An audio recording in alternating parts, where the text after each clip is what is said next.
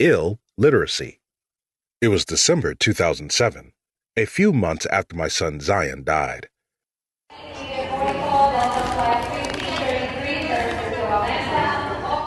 I was connecting from Florida to Atlanta, where I had my second home, when an older lady came and sat next to me on the flight.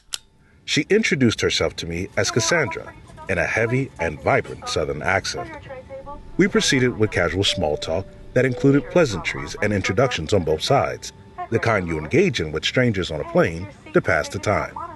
But not long after, overtaken by exhaustion, I fell asleep.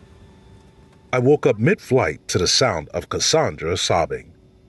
"I was not supposed to bury him," she lamented as she gazed in my direction when she noticed I was awake. "Bury who?" I asked. "My son. His name was Johnny." By now, the tears were flowing freely. "I'm so sorry. I know how you feel." I attempted to offer some comfort, even though I knew from experience it wouldn't change her pain. My most sincere condolences. You can't know how I feel, but thanks for the sympathy," she replied.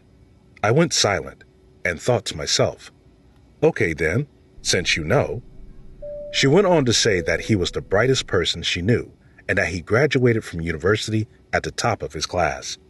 There wasn't a philosophy he didn't know or a book she thought he didn't read.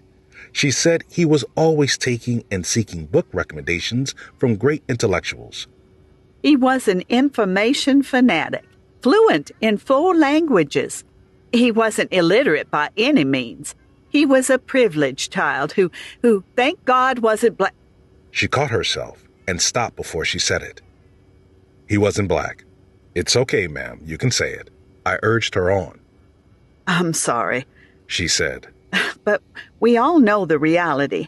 I'm not saying it in a I hate you because of the color of your skin kind of way, but in a you know what works for who and why kind of way. I meant no offense."